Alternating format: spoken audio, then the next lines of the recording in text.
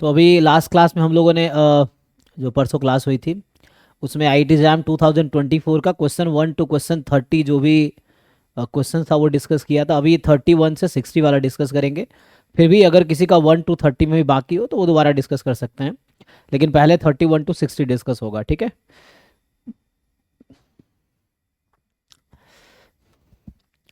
तो जिनके जो भी डाउट है चैट में लिखो और वन बाय वन मैं सॉल्व करता हूँ। और मेक श्योर कि आप सॉल्व करके आओ। डाउट वही लोग पूछेंगे जो सॉल्व करके आए हैं, है ना। सॉल्व नहीं करके आए हो, सॉल्व करके आना तब पूछना, ठीक है।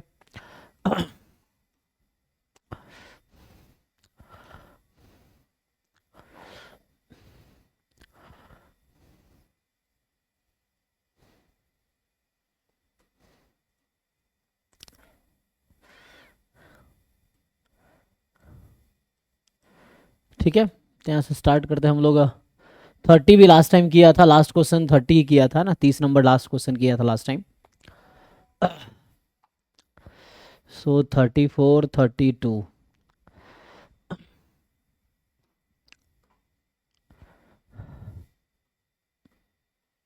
हम्म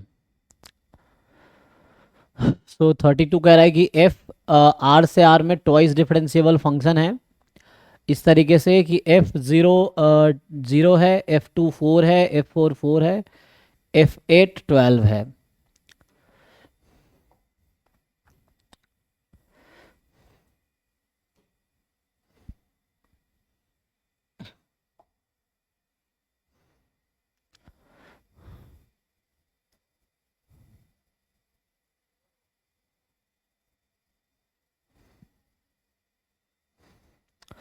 तो ये question basically mean value theorem पे है, जो लाग्रांज मीन वैल्यू थ्योरम है उस पे बेस्ड है ये, ठीक है।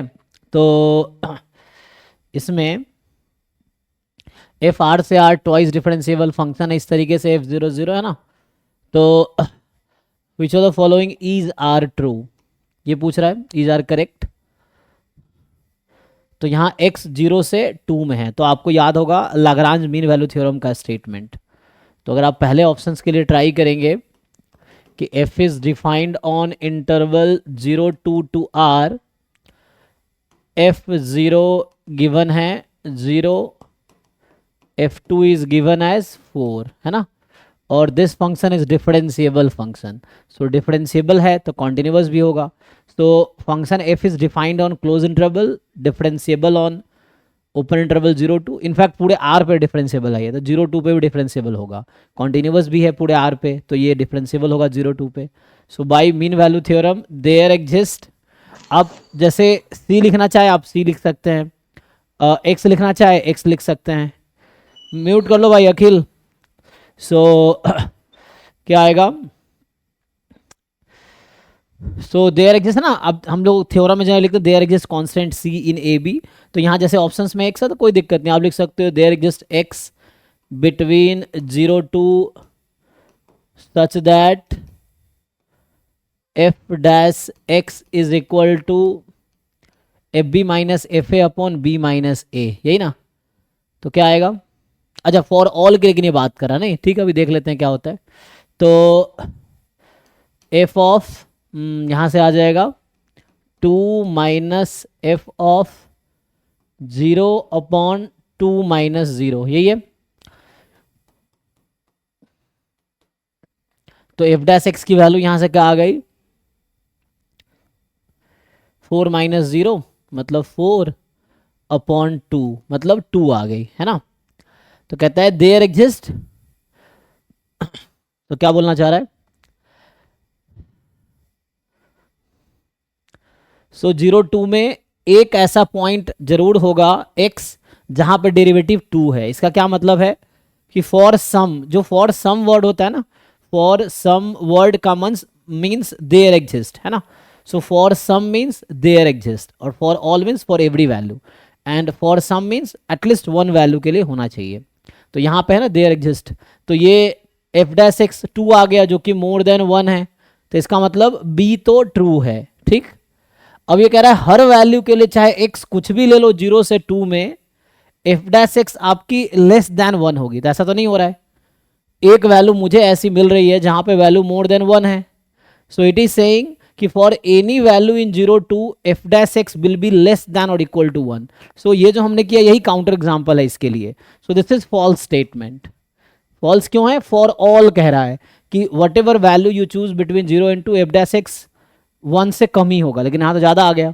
सो इसी वजह से बी ट्रू है, इसी वजह से ए फॉल्स है। Same thing you do for the interval 4 8। अब इसी तरह से 4 8 पे 2 आता है आंसर। सो 4 8 पे करके देखो, सिमिलर वे में हो जाएगा। तो यहाँ से आता है 4 8 पे अगर हम सॉल्व करेंगे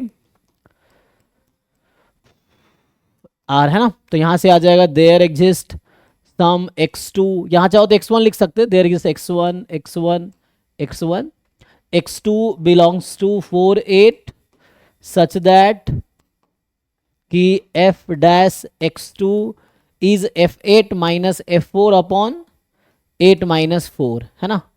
सो यहाँ से f8 है हमारे पास 12, f4 है 4, सो 12 माइनस 4 अपॉन 8 माइनस 4 है ना, f b minus f a upon b minus a. So जैसे आपने बताया 8 अपॉन 4 मतलब 2 आ गया है ना, तो 2 आ गया। तो ये क्या बोल रहा है कि F dash x2 more then 1 होगा फॉर सम x2 बिन, तो यही फॉर सम मतलब ये मीन वैल्यू थ्योरम का है, देयर एग्जिस्ट। तो by mean value theorem there exist x2 such that F dash x2 is 2, तो this statement is true. Now D option कह रहा है कि F double dash x3 is 0 for some x3 in 0 8। अब 0 8 interval की बात कर रहा है ना, और डबल डेरिवेटिव की बात कर रहा है। इसका क्या मतलब है? तो जैसे यहाँ पे एफ डैश की बात हो रहा था, हम लोग एफ की बात कर रहे थे। अभी क्या करूंगा मैं? So now for the option D we will consider F dash on interval 0 8 to r, और फिर से मैं मीन वैल्यू थ्योरम ही लगाऊंगा, ठीक है, लेकिन इंटरवल 0 8 क्योंकि यहाँ पे 0 8 है इस वजह से। अब डैश पे काम कर रहे हैं, और ये क्वेश्चन में दे रखा है ट्वाइस डिफरेंशिएबल है। सो एफ ट्वाइस डिफरेंशिएबल है, मतलब एफ डैश भी डिफरेंशिएबल है, और एफ डैश अगर डिफरेंशिएबल है तो कॉन्टिन्यूअस भी होगा। तो जो मीन वैल्यू थ्योरम का अजम्पशन है वो सेटिस्फाई हो रहा है। अजम्पशन है कि ये कॉन्टिन्यूअस होने चाहिए इस इंटरवल पे, पूरे आर पे ये कॉन्टिन्यूअस है, डिफरेंशिएबल होने चाहिए एटलीस्ट ओपन इंटरवल पे, वो है ही। तो सीधा सीधा हम मीन वैल्यू थ्योरम लगाएंगे, there exist x3 in 0 8 such that f double dash x3। क्यों f डबल डैश लिख रहे हैं? क्योंकि जब f के लिए काम कर रहे थे f डैश बताता है, अब मेरा जो वहाँ f था वो f डैश है, तो f डैश का डेरिवेटिव यहाँ आएगा, तो डबल डेरिवेटिव हो जाएगा। f double dash x3 is equal to F dash 8 minus F dash 0। अच्छा, लेकिन प्रॉब्लम यहाँ पे ये होगी, अभी चलो मैं इसको कंटिन्यू करता हूँ। अब यहाँ पे प्रॉब्लम क्या है कि F dash 8 we don't have, F dash 0 भी हमारे पास नहीं है, लेकिन यहाँ से एक चीज़ समझ आता है। Okay, so now what we have F dash x1 and we have F dash x2। So एक काम करते हैं, और x1 कहाँ से कहाँ के बीच का नंबर है? x1 in 0 to 2, x2 in 4 to 8, तो x1 x2 both belong to 0 to 8। तो instead of considering on interval 0 8, देखो अभी इसके यहाँ से मैं कुछ डिसाइड नहीं कर पाऊंगा, इसलिए अब हमें अप्रोच चेंज करना पड़ रहा है ना। अभी मैंने इतना कंटिन्यू किया, अब यहाँ से वी कैन नॉट कंक्लूड कि ये जो डी सही है गलत है, ऐसा नहीं बता पाएंगे, क्योंकि हमें पता ही नहीं है एफ डैश 8 क्या है, एफ डैश 0 क्या है। तो उसके लिए अप्रोच चेंज करना पड़ेगा, है ना। This approach will not work. तो दूसरा अप्रोच अब क्या होगा? तो मैं काम करूंगा एफ डैश एक्स को अब मैं x1 x2 to r define करूंगा। अब x1 क्या है? वो देयर इस वाला जो नंबर था ना, वो वाला नंबर जहां पे एफ डैश x1 2 हो रहा है। x2 कौन सा नंबर है? 4 से 8 के बीच का वो नंबर जहां पे एफ डैश x2 2 हो रहा है। तो अब मैं इस पे काम करूंगा, तो अकॉर्डिंग टू सेम थिंग, तो there exist x3 in interval x1 to x2, और you know x1 is between 0 and 2, x2 is between 4 and 8। तो इन ऑल x1 x2 का जो इंटरवल है ना, this will be a subset of 0 to 8। So when we say कि x3 belongs to interval x1 x2 means x3 belongs to this interval also, क्योंकि ये इसका subset ही होना है। तो नाउ और मीन वैल्यू थ्योरम लगाएंगे, तो डबल डैश x3 बराबर F dash x2 minus F dash x1 upon x2 minus x1. अब now you already have f dash x1, you already have f dash f2. Put करो, तो put करोगे तो क्या मिलेगा, यहाँ पुट कर दो. So f double dash x3 is 0 for some x3, है ना, वो तो पहले लिख दिया, for some x3 in 0 to 8. So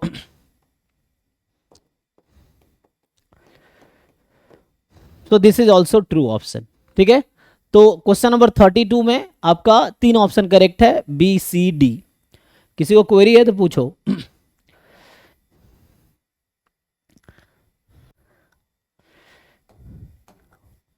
so next question पे आते हैं. 32 के बाद है 34 का डी ऑप्शन. चलो 34 ट्राई करते हैं.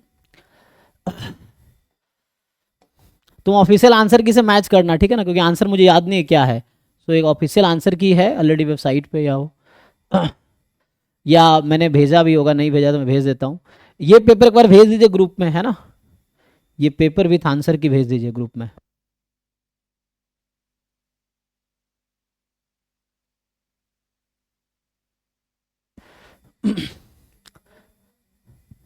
अच्छा,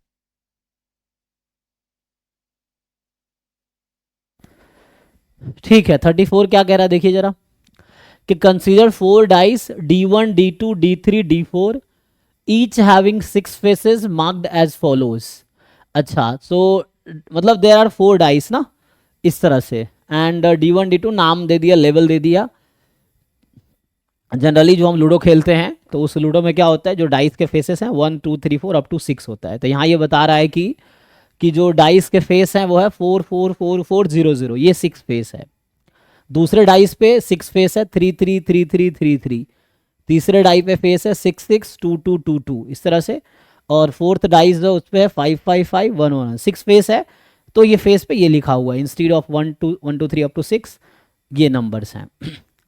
अब क्या कह रहा है कि in each roll of a die each of its 6 faces is equally likely to occur. तो 1/6 चांसेस हैं ईच फेस के. अब जो रिपीट कर रहा है उसका उसके अकॉर्डिंग ऐड हो जाएगा. जैसे मान लो फर्स्ट डाइस पे 4 आने की क्या प्रोबेबिलिटी है, तो 4/6, 4 बार 4 है. फर्स्ट डाइस पे 0 आने की क्या प्रोबेबिलिटी है, 2/6, क्योंकि 2 बार है. Number of favourable outcome upon total number of outcome, classical definition. तो सेकेंड डाइस पे 3 आने की क्या प्रोबेबिलिटी है, 6/6, 1. थर्ड डाइस पे 6 आने की प्रोबेबिलिटी क्या है, 2/6. 2 आने की प्रोबेबिलिटी क्या है, 4/6. फोर्थ डाइस पे 5 आने की प्रोबेबिलिटी कितनी है, 3/6. 1 आने की प्रोबेबिलिटी कितनी है, 3/6, इस तरह से. सो अब कह रहा है कि suppose that each of this 4 dice are rolled once and the marks on their upper faces are noted. Let the 4 rolls be independent if xi denote the mark on the upper face of the die di. ठीक है, तो x1 मतलब mark on the first die, x2 mark on the second die, and x3 mark on the third die, and x4 mark on the fourth die. Okay, then which of the following statement is are correct. चलिए, तो अभी के लिए क्या करते हैं,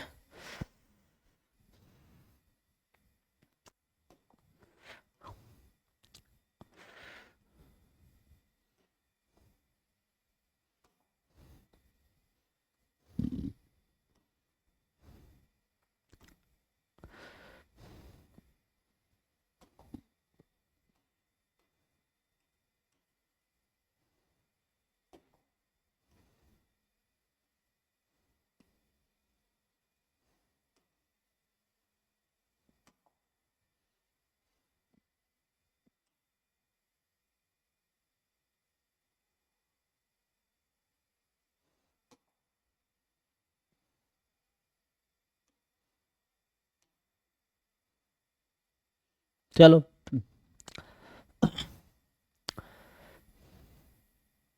तो x1 है mark on the first die, तो x1 क्या हो सकता है, x1 या तो 0 होगा या 4 होगा. x2 mark on the second die, एक ही चॉइस है 3. x3 mark on the third die, कितना 2 या 6. x4 mark on the fifth die, 1 या 5. ठीक है, यही पॉसिबिलिटीज हैं. अब आपसे पूछ रहा है which of the following statement is are correct. Okay,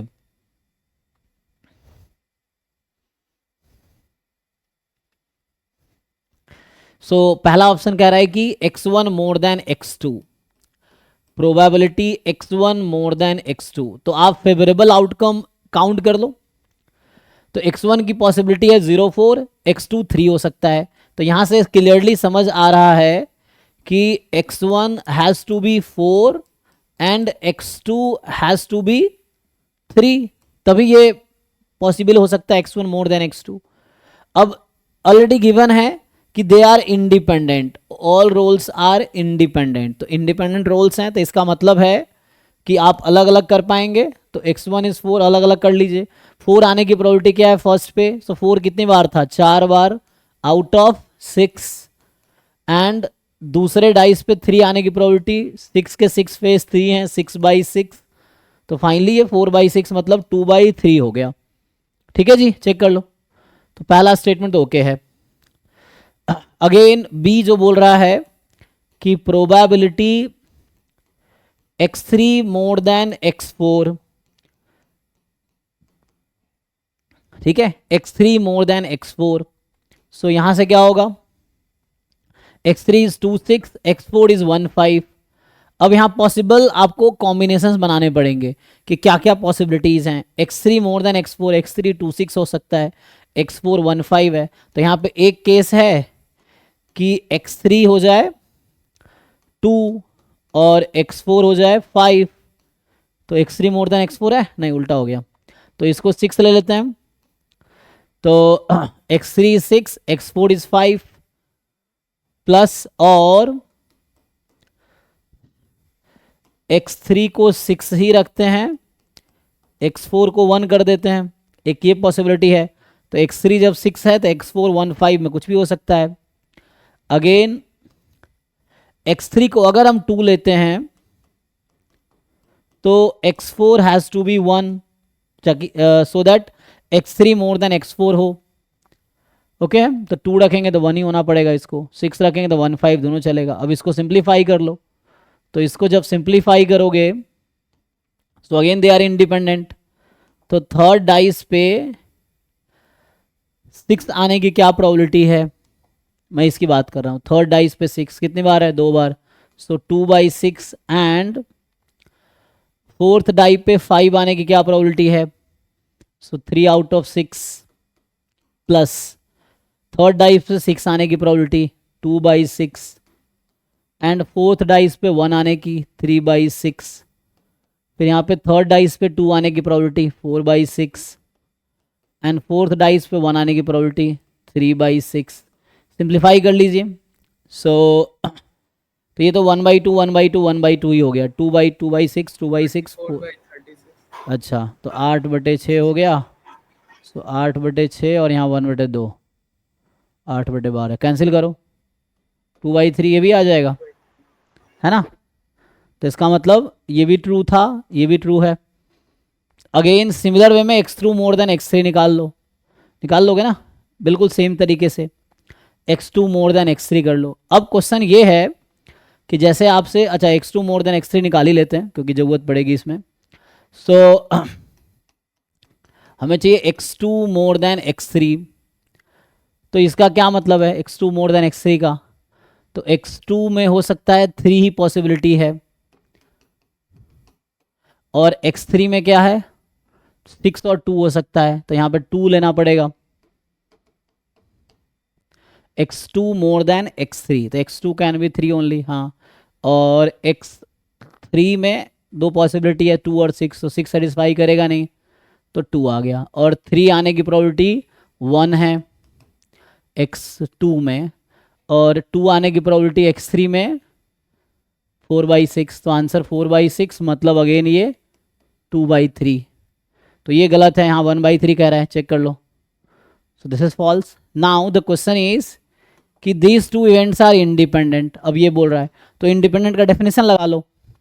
independent का डेफिनेशन क्या कहता है, ये इंडिपेंडेंट कब हो सकता है, जब probability of x1 more than x2 intersection x2 more than x3, so intersect event E and F are independent if and only if E intersection F is equal to PE into PF.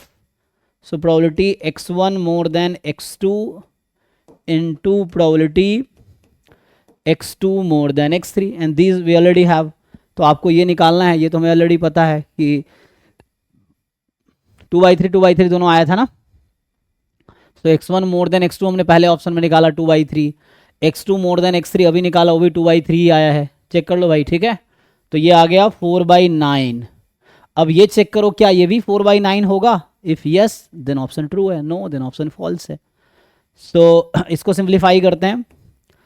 तो x1 more than x2 more than x3 intersection है ना, x1 x2 से ज़्यादा, x2 x3 से ज़्यादा है. अब favourable outcome count कर लो कि क्या क्या हो सकता है ना. तो यू काउंट फेवरेबल आउटकम. सो अब देखो क्या क्या पॉसिबिलिटीज़ हैं. तो x2 more than x3 more then ये निकालने हैं. सो ये तुम्हें चेक करना है कि क्या ये 4/9 आएगा. बताओ भाई. तो हमें चाहिए probability x1 more than x2 more than x3.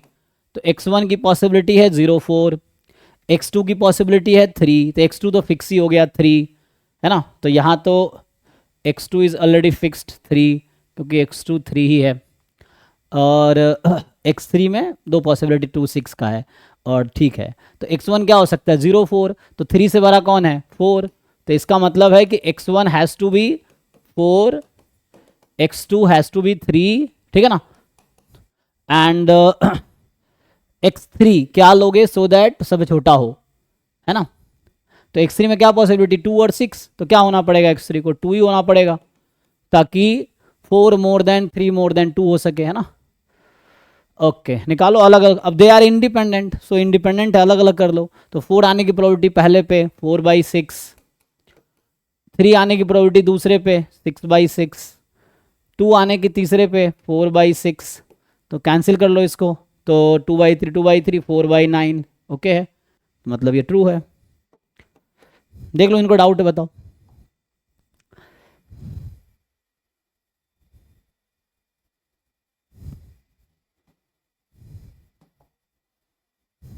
ठीक है जी 34 वाले लोग देख लो. तो ए बी डी करेक्ट आपका आंसर है. 34 के बाद आते हैं तो 32 हो गया, 34 हो गया, 36 है ना.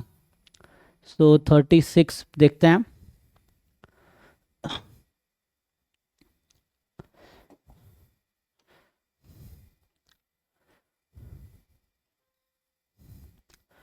थर्टी सिक्स कह रहा है कि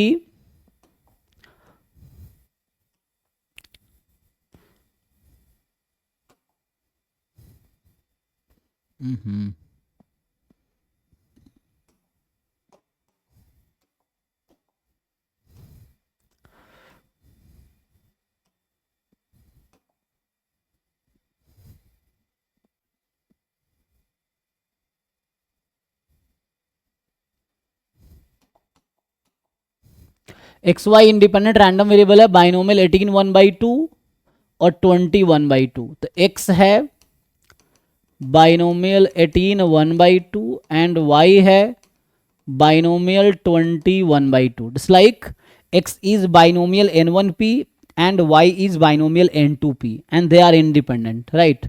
So they are independent. So are independent. तो ये थ्योरम आप सबने पढ़ा होगा. x is binomial n1p, y is binomial n2p and they are independent. तो what is distribution of x1 plus x2 है ना. Binomial n1 plus n2 comma p, right. तो यहाँ से थ्योरम कहता है कि x प्लस वाई में आपका n ऐड हो जाएगा. तो ये हो गया 38 1/2. अब आपने पढ़ा होगा suppose x has distribution binomial np, then what is distribution of binomial what is distribution of random variable n minus x. यहाँ पे तो सेम होगा क्योंकि 1/2 है p. अरे जितना पूछ रहा हूँ उतना बताओ ना. तो 38,1/2. हाँ सो ये है कि n minus x, if x has distribution binomial np then n minus x has distribution binomial n comma 1 minus p है ना, n comma q. यही थ्योरम है ना. तो वो लगाओगे simply. So this is binomial n comma p. ये कोई एक रैंडम वेरिएबल है तो n minus random variable this will have a distribution binomial n तो सेम ही रहता है, क्यू हो जाता है, यहाँ पी है 1/2 तो 1 - 1/2 यही रहेगा। तो एक तो ये सिंपल थ्योरम से हो गया, तो ये तो ओके है। यहाँ पर दो थ्योरम यूज हुए हैं, है ना, एक तो sum of binomial, sum of independent binomial, और दूसरा इफ रैंडम वेरिएबल मान लो टी है, T has binomial n p distribution, then N minus T will have distribution binomial N comma Q, where Q is 1 - p, failure probability. तो ये तो आ गया। अब आते बाकी पॉइंट पे। सो यहाँ अब इन्होंने फर्दर क्या किया है, u is the minimum of x y, v is the maximum of x y. तो देखो होगा क्या, x और y दो नंबर है, तो एक छोटा होगा एक बड़ा होगा। तो suppose x is less than y, तो मिनिमम x हो जाएगी, and in the same case maximum y हो जाएगी। या दूसरा अपोजिट हो सकता है कि x is more than y, then minimum is y and maximum is x, दो पॉसिबिलिटी है। तो सिंपल आपको और यहाँ से पूछूं मैं, what is the value of u plus v, तो जब u x है तो v y है, और जब u y है तो v x है, क्योंकि दो नंबर है, कोई एक मैक्सिमम कोई मिनिमम। तो u plus v will be x plus y.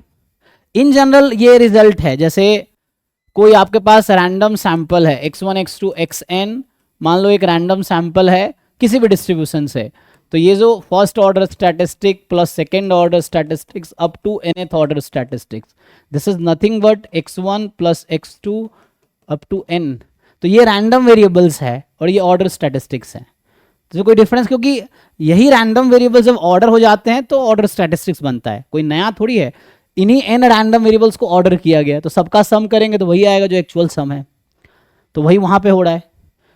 तो ये सिंपल रिजल्ट है कि xy में जो मिनिमम है और xy में जो मैक्सिमम है, so this is something like first order statistic plus second order statistics, ऐसी तो है ये चीजें हैं। तो ये कुछ और नहीं, x प्लस वाई होगा, this is nothing but x plus y.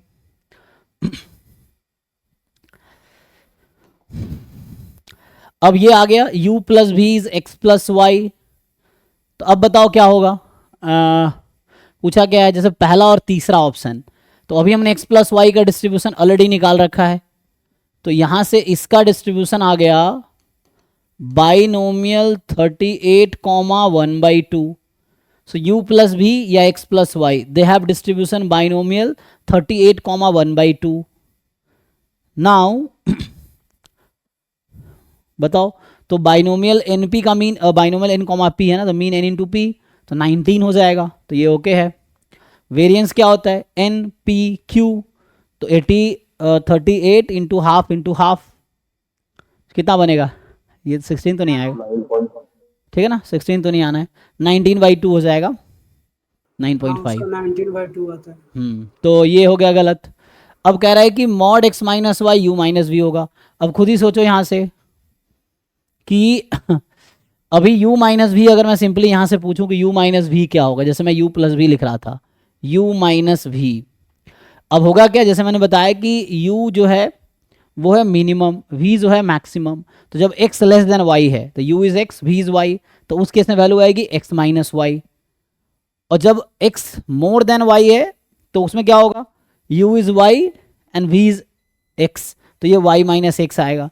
तो यही दो पॉसिबिलिटी है, तो इन दोनों पॉसिबिलिटी होगा क्या, और u तो मैक्सिमम है, सॉरी u तो u पूछ रहा ना, अब v माइनस u है, तो v माइनस u है, सो v is the larger one, right, क्योंकि मैक्सिमम तो हमेशा लार्जर होगा ना, ये हमेशा लार्जर होगा इससे, so v is always more than u, तो v माइनस u क्या होगा, तो ये सिंपल रिजल्ट है, v minus u is mod x minus Y.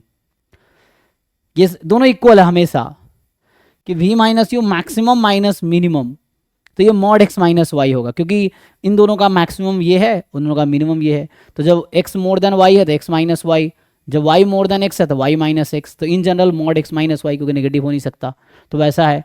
दूसरे अप्रोच से अगर देखोगे, मैक्सिमम मिनिमम वाला फार्मूला से एक लाइन में हो जाता है। जी जी जी, उससे भी कर सकते हैं आप। सो दूसरा जो फॉर्मूला है आप अगर वो लगाएंगे तब भी हो जाएगा। सो एक फॉर्मूला होता है कि किसी भी दो नंबर का मैक्सिमम का फॉर्मूला है और मिनिमम का फॉर्मूला है half x plus y plus mod x minus y, और minimum of x comma y का भी फॉर्मूला है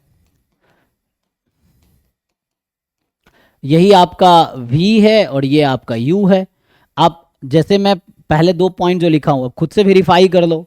सो आप देखो कि u और v को ऐड करके देखो, आपको मिलेगा x plus y. v minus u करके देखो, आपको मिलेगा मॉड x माइनस वाई या y माइनस एक्स, जो भी आप लिखना चाहो। तो यहाँ से डायरेक्टली ये दोनों फॉर्मूला आ जाएगा, तो आपको कोई टेंशन की जरूरत भी नहीं, यहाँ से डायरेक्टली कर पाओगे। ये है।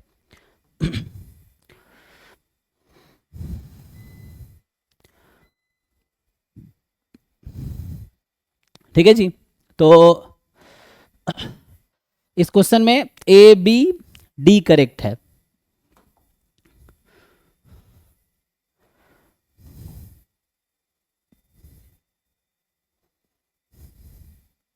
चलो अगले क्वेश्चन पे आते हैं। So this was 36। 36 के बाद जो है 37, 38। सो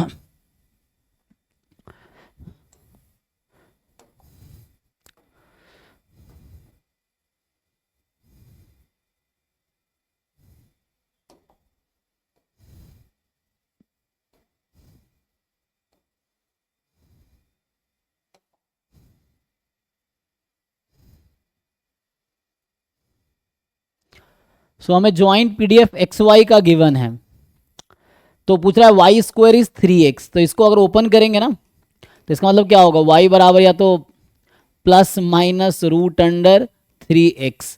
बट ये कॉन्टिन्यूअस रैंडम वेरिएबल है, तो कॉन्टिन्यूअस रैंडम वेरिएबल में किसी कर्व के अलोंग प्रोबेबिलिटी हमेशा जीरो आएगी, इक्वलिटी के अलोंग हमेशा जीरो आएगी। इसमें क्या है, इसमें दो चीज़ें हैं, probability y is equal to root 3x plus probability y is equal to minus root 3x।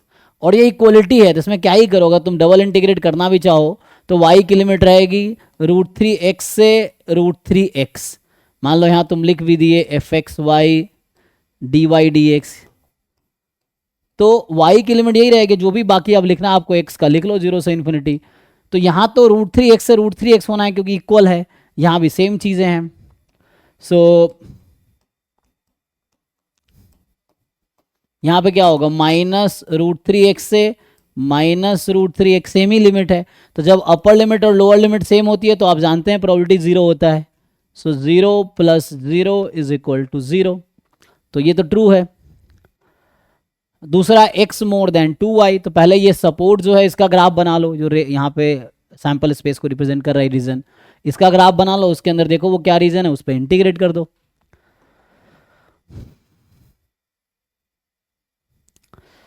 भाई जिन लोगों को ये सब क्वेश्चन नहीं आ रहा, मतलब तुम अभी लेवल तुम्हारा लो है, मैं फिर बता रहा हूँ। जो लोग ये बी और सी पार्ट नहीं कर पा रहे हैं, you are at very low level at this point of time, क्योंकि ये बेसिक क्वेश्चन है।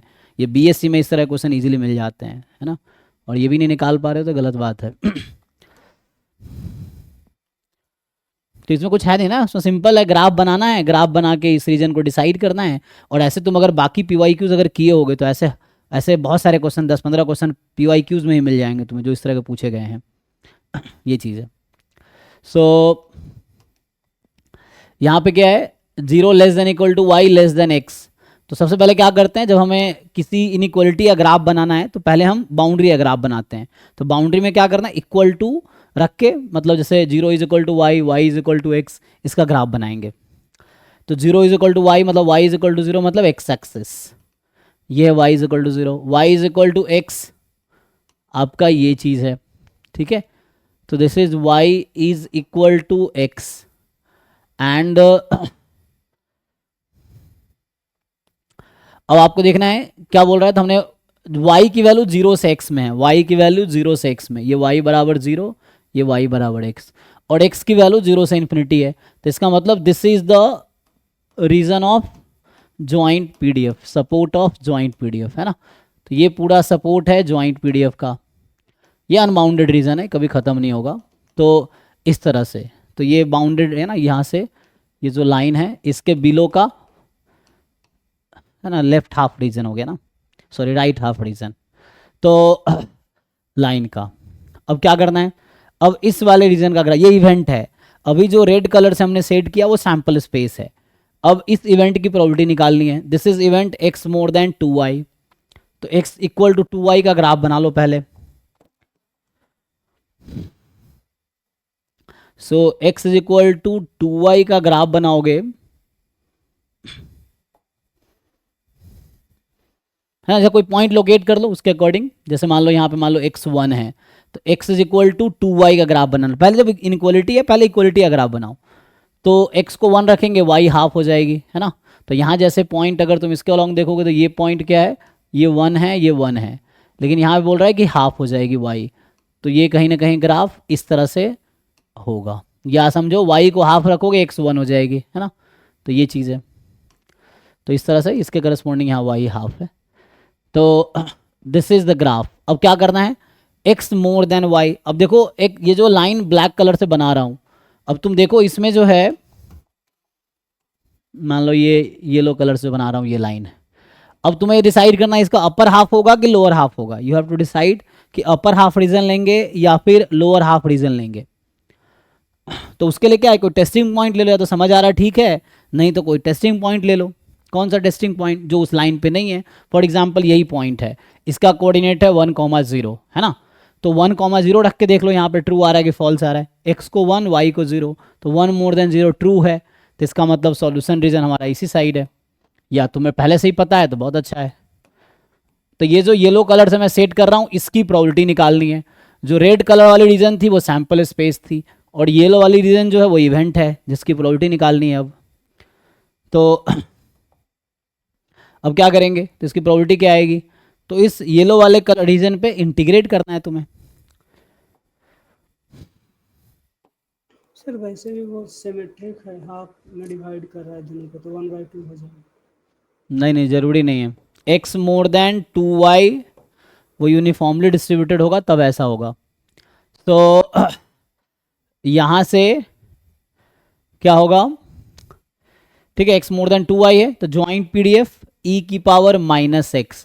ज्वाइंट पीडीएफ क्या है, e की पावर -x। अब आपकी मर्जी, पहले आप dy dx लिखना चाहते हो या dx dy लिखना चाहते हो, जो भी ठीक लगे, है ना। तो मैं अभी dy dx कर देता हूँ। सो dy dx, तो पहले y की लिमिट फिर x की लिमिट। अब इस येलो वाला जो रीजन है इसमें y की लिमिट देखो क्या होगी। तो जब भी y की लिमिट लेनी है तो y के पैरेलल एक स्ट्रिप ड्रॉ करो, लाइन ड्रॉ करो। यहाँ देखो y क्या है, तो यहाँ y 0 है, यहाँ पे क्या है y की वैल्यू, तो this line was x is equal to 2y। ये जो लाइन था this was x is equal to 2y and I need y, तो y की वैल्यू आएगी x/2।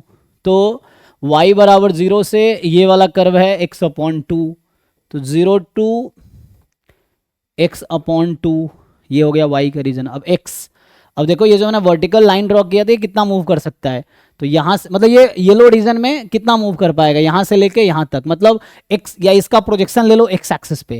ये जो येलो कलर का रीजन इसका x एक्सिस से प्रोजेक्शन लो, कितना x एक्सिस कवर होगा, तो इसका प्रोजेक्शन लोगे x एक्सिस पे तो पूरा x एक्सिस कवर होगा राइट साइड में, 0 के बाद वाला ना, तो 0 से इन्फिनिटी। अब इसको इंटीग्रेट कर लो, तो पहले यहाँ तो y है ही नहीं क्योंकि हमें तो y के रेस्पेक्ट में इंटीग्रेट करना है, तो e की पावर -x बाहर हो जाएगा और अभी आ जाएगा हमारे पास, है ना। सो 1 का इंटीग्रेशन 1 dy होगा, तो 1 का इंटीग्रेशन y का y अपर लिमिट माइनस लोअर लिमिट, तो ये आएगा x/2 e की पावर -x dx 0 से इन्फिनिटी। अब इसको इंटीग्रेट कर लो तो गामा इंटीग्रल से आता है, गामा से कर लो जैसे भी समझ आ रहा है। सो हाफ बाहर है और x की पावर 2 - 1 गामा 2 1 होता है, तो ये हाफ आ गया, ठीक है। सो यहाँ से ये आपके पास आंसर आ गया। सो दिस इज फाइन। नाउ ऐसे ही सेम ये है, इसका ग्राफ बनाओ, जैसे मैंने येलो कलर डिजाइन यहाँ सेलेक्ट किया वैसे ही तुम इसका ग्राफ बनाओ, x - y = 1। फिर देखो कि उसके अपर या लोअर हाफ कौन से region x - y more than equal to 1 होगा। फिर इस तरह से ही जैसे बी पार्ट किया वैसे सी पार्ट हो जाएगा। डी में क्या है, जस्ट कंडीशनल प्रोबेबिलिटी लगाना है कि इसमें है कि प्रोबेबिलिटी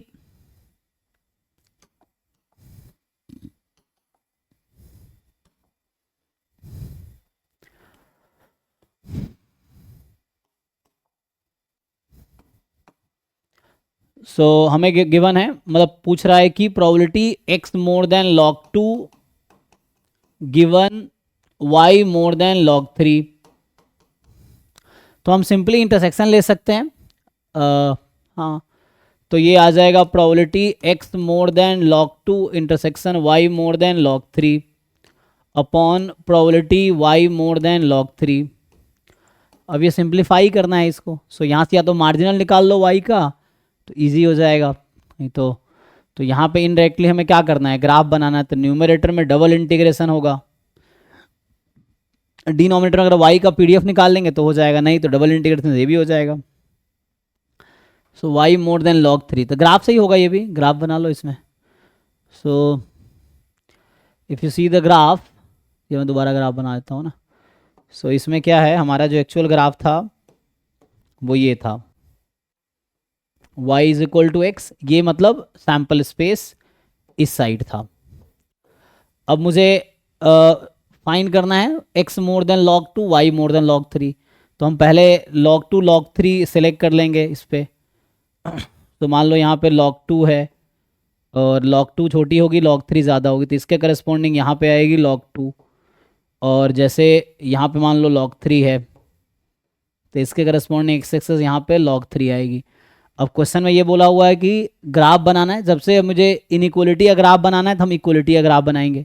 तो इक्वलिटी का क्या, सबसे पहले x is equal to log2 का ग्राफ बनाओ, तो x is equal to log2 का ग्राफ ये लाइन है, so this line is graph of x is equal to log2, और y is equal to log3 का ग्राफ बनाओ, तो y is equal to log3 का ग्राफ बनाऊंगा, ये वाला जो है ना, this is y is equal to log3, जो कि दिख नहीं रहा होगा शायद। सो ठीक है, तो ये है y is equal to log3। अब हमें क्या बोला गया है कि x more then log2 y more than log3, तो इसके ऊपर वाला रीजन और इसके राइट वाला रीजन, अब तुम खुद ही सैम्पल स्पेस में सेलेक्ट करो कि कौन सा सूटेबल रीजन है, जो x बराबर log2 के आगे है, y बराबर log3 के ऊपर है, तो इनडायरेक्टली मुझे इस वाले रीजन पे इंटीग्रेट करना है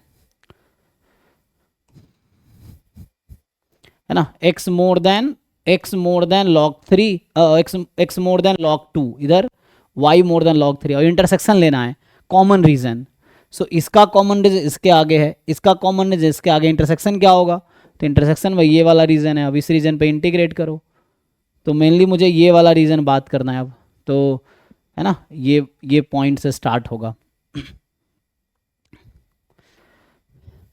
तो यहाँ पे जो ग्राफ होगा e की पावर -x, अगर मैं पहले dy dx करता हूँ तो यहाँ पे y की लिमिट होगी, y विल स्टार्ट फ्रॉम,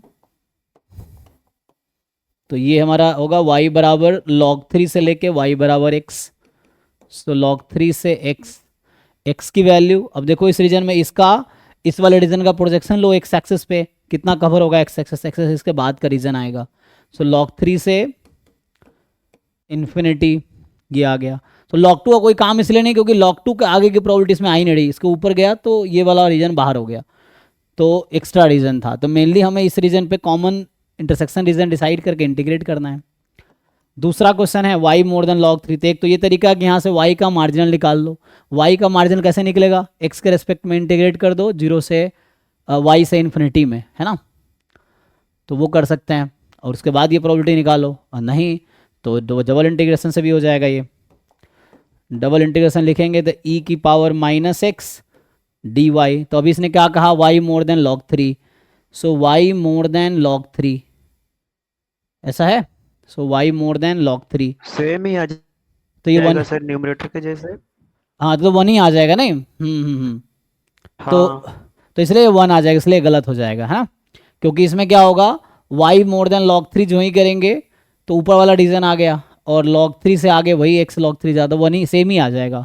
सो यहाँ से log3 से x और यहाँ log3 से इन्फिनिटी, तो ये कैंसिल होके दोनों सेम ही है, तो 1 ही आ जाएगी, तो ये गलत ऑप्शन है इसका मतलब। चेक कर लो भाई आंसर, सी वाला चेक कर लेना, बी की तरह सी हो जाएगा। सी सही है। हाँ वो तो कैलकुलेट करने के बाद पता चलेगा सही है गलत है, जिन लोगों ने चेक कर लो है ना, तो वैसे ही चेक हो जाएगा, तो जैसे बी किया वैसे ही सी हो जाएगा, बस ग्राफ बनाना है। तो ये हो गया 37, ओके जी, 37 का 38 भी था, सो 38 देखते हैं।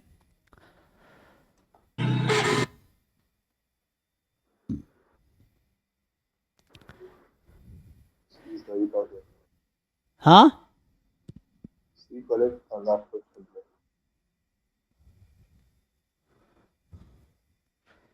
एक minute so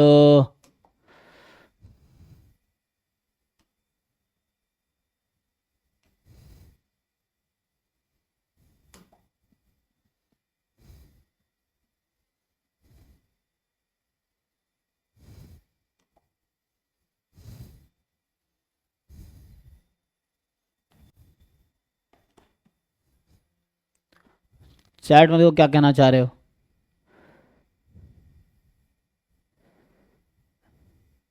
C is right, अच्छा ठीक है। पिछले क्वेश्चन में ओके। तो अब इसका देखो, इसमें क्या है, तो आसान क्वेश्चन लग रहा है, इसमें क्या दिक्कत है? सर सी पार्ट में कंफ्यूजन हो रहा है। क्यों कंफ्यूजन है? ये नॉर्मल डिस्ट्रीब्यूशन है क्या?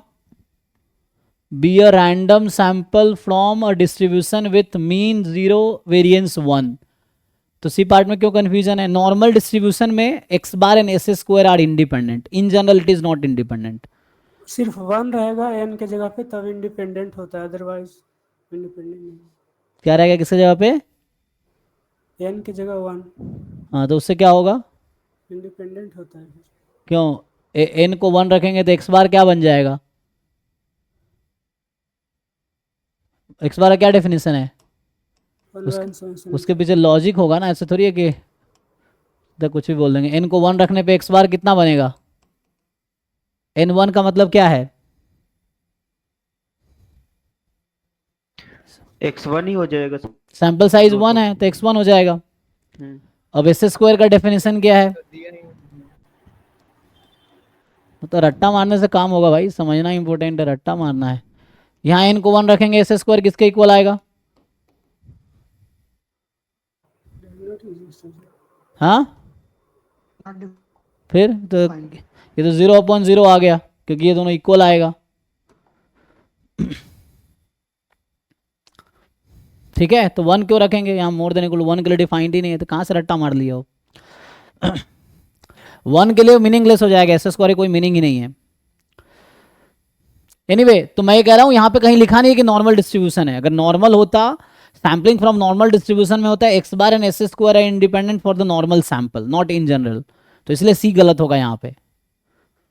इन जनरल जरूरी नहीं है कि इंडिपेंडेंट है, बाकी पार्ट तो सिमिलर ही है। हम लोग फॉर्मूला जानते हैं कि ई ऑफ एस स्क्वायर जो होता है वो सिग्मा स्क्वायर होता है, जो कि यहाँ दे रखा है 1 है, तो ये तो ओके है। ये अभी कल हमने कैलकुलेट किया था इस तरह क्वेश्चन, सेंट्रल लिमिट थ्योरम लगा लो। So x bar minus 0 mu 0 है ना upon 1/√n converges in distribution to z, ये सेंट्रल लिमिट थ्योरम कहता है, वही चीज़ इसने भी लिख रखा है। तो ये ट्रू है कि ये जो स्टेटमेंट है सिंपल सेंट्रल लिमिट थ्योरम का स्टेटमेंट है, इसी को ऐसा लिख दिया। एक्स बार माइनस म्यू जो कि 0 है अपॉन सिग्मा/√n, सिग्मा 1 है, तो convergence distribution Z central limit theorem का स्टेटमेंट है। C is in general not true because ये नॉर्मल पॉपुलेशन से नहीं है, तो जरूरी नहीं है कि इंडिपेंडेंट होगा। और ये weak law of large number कहता है, weak law of large number says कि 1/n summation x i square i from 1 to n converges in probability to E x square. और ई एक्स स्क्वायर क्या होगा? तो मीन 0 है, तो जो वेरिएंस है वही ई एक्स स्क्वायर हो जाएगा, तो ये 1 आ जाएगा। तो ये गलत कह रहा है, इसका मतलब चेक कर लो भाई। है ना, weak law of large number says second sample moment will converge in probability to second population moment. तो 1/n summation x i square will converge in probability to E x square and E x square is 1 because mean is 0। ठीक है, तो इसमें A B सिर्फ correct होगा, check कर लो answer क्या है। नेक्स्ट क्वेश्चन क्या है 38 के बाद? 40 तक कोई है बचा हुआ? सो 39 भी है भाई किसी का, या 40 भी है? नहीं है ना। 40 का B and D option. So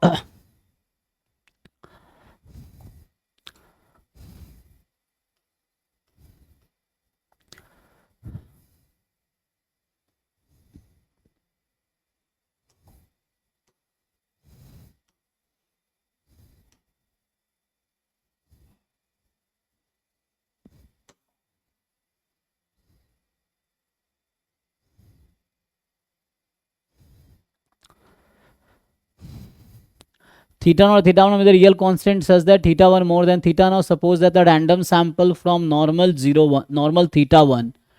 So अब h नॉट है theta is equal to theta naught against h1 है theta is equal to theta 1. तो हमने इसका क्रिटिकल रीजन निकाला था, याद है क्लास में थ्योरम लिखाया होगा मैंने कि जब theta 1 more than theta not है तो रिजेक्शन रीजन क्या आता है, याद है किसी को? क्लास में लिखा है जब theta 1 less than theta not है तो क्या होता है इन जनरल. सो ये होगा x bar more than some constant k. ठीक है, जब theta 1 more than theta not है. जब theta 1 less than theta not होगा तो क्रिटिकल रीजन होगी x bar less than k. ये प्रूव भी कर सकते हो लाइक्लीहुड रेशियो टेस्ट से, लेकिन फिर से एग्जाम में अगर स्टेटमेंट याद है थ्योरम्स के तो टाइम बचेगा, नहीं तो प्रूफ करना पड़ेगा, कैलकुलेट करना पड़ेगा. ये है. सो कैलकुलेट करने में टाइम जाएगा तो कुछ क्वेश्चन छूटेगा. ये है. तो ठीक है, सो यहाँ पे reject h not if x bar more then k, ये इसका क्रिटिकल रीजन है सिंपल.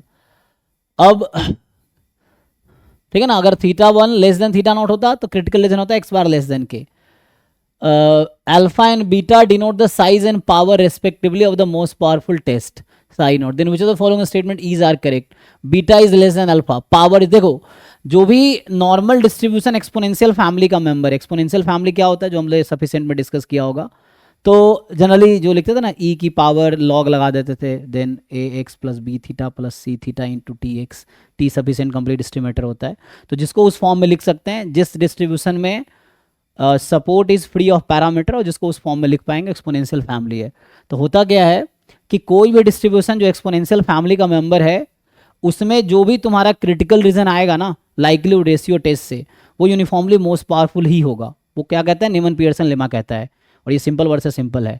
तो जो भी ये क्रिटिकल रीजन ये जो है ना, this is the most powerful critical reason.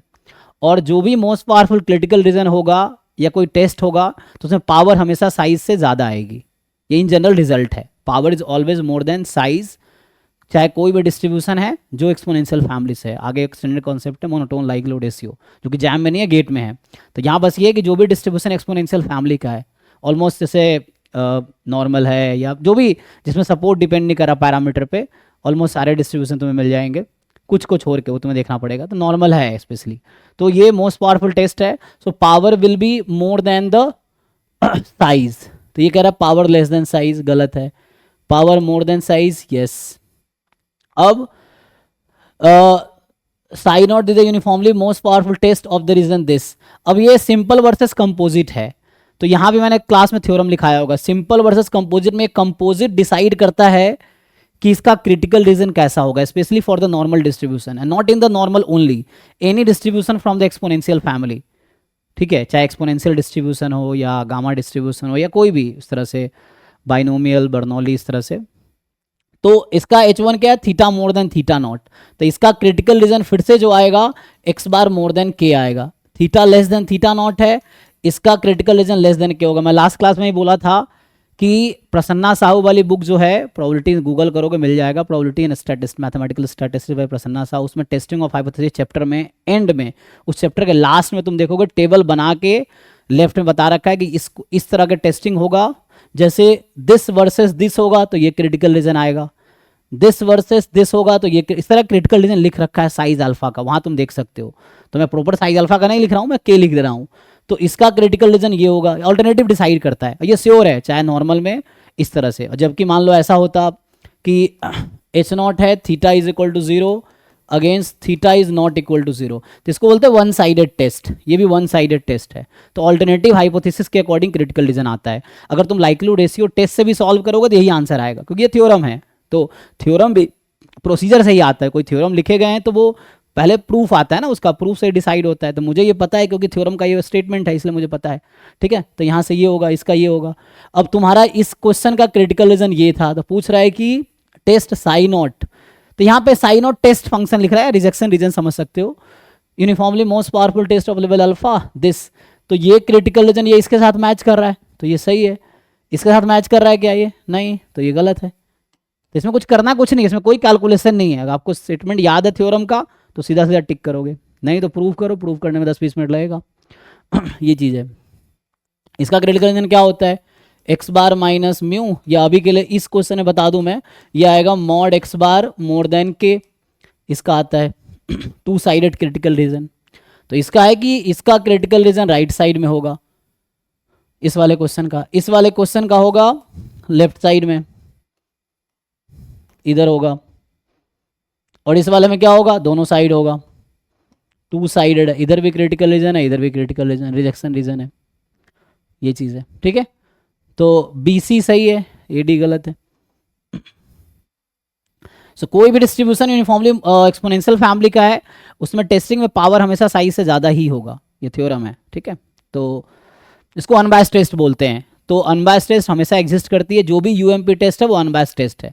Unbiased test फिर से जैम में नहीं है, लेकिन जो भी टेस्ट, जितने भी यूनिफॉर्मली मोस्ट पावरफुल टेस्ट होते हैं वो सब अनबायस्ड होते हैं, और हर अनबायस्ड टेस्ट में पावर साइज से ज़्यादा ही होगा। ठीक है ना, तो चाहे इस वाले टेस्ट का क्रिटिकल रीजन हो, इस वाले का हो, इस वाले जो भी एक्सपोनेंशियल फैमिली का मेंबर है उसमें जो भी क्रिटिकल रीजन आती है वो यूनिफॉर्मली मोस्ट पावरफुल है, और उसमें साइज हमेशा कम होगा पावर से, मतलब पावर ज़्यादा होगा साइज से।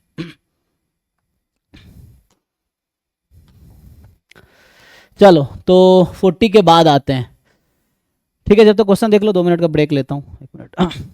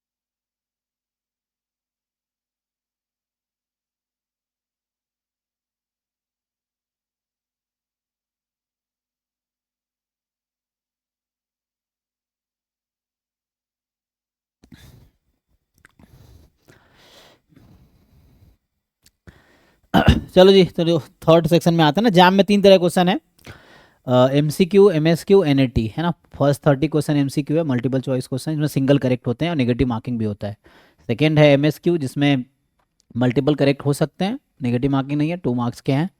और थर्ड सेक्शन होता है न्यूमेरिकल आंसर टाइप। चलो 40 से 50 वाले क्वेश्चंस देखते हैं। तो 41 से ना, तो 44, 46, ठीक है, यही है। 48, 44, 46, 48। चलो, तो सर 42 में क्रिटिकल रीजन 1 आया, उसके बाद क्या करना? क्रिटिकल रीजन बनाया, क्रिटिकल पॉइंट बनाया, हाँ पॉइंट, हाँ, तो वही आंसर है इसका। लॉजिक से।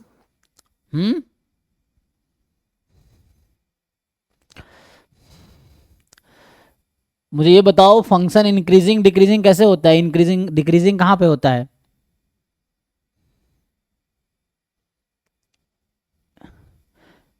क्या थ्योरम है डिक्रीजिंग होने के लिए? अरे भाई तुमने एफ डैश एक्स को 0 पुट किया, एक्स की वैल्यू 1 आ गई। अब ये देखो ना कि एफ डैश एक्स कहाँ पॉजिटिव है कहाँ नेगेटिव है, साइन स्कीम बना लो। फर्स्ट डेरिवेटिव टेस्ट जानते हो? Yes, sir. तो लगाओ ना। क्या कहता है फर्स्ट डेरिवेटिव टेस्ट? पॉइंट रखो, देखो उसके लेफ्ट में क्या है, डेरिवेटिव पॉजिटिव है कि नेगेटिव है, राइट में डेरिवेटिव पॉजिटिव है कि नेगेटिव है। अगर राइट में पॉजिटिव है तो मतलब 1 से इन्फिनिटी में इंक्रीजिंग है। अगर 1 के लेफ्ट में एफ डैश एक्स नेगेटिव है तो इसका मतलब माइनस इन्फिनिटी से 1 में या 0 से 1 में फंक्शन डिक्रीजिंग है, वही चेक करना है।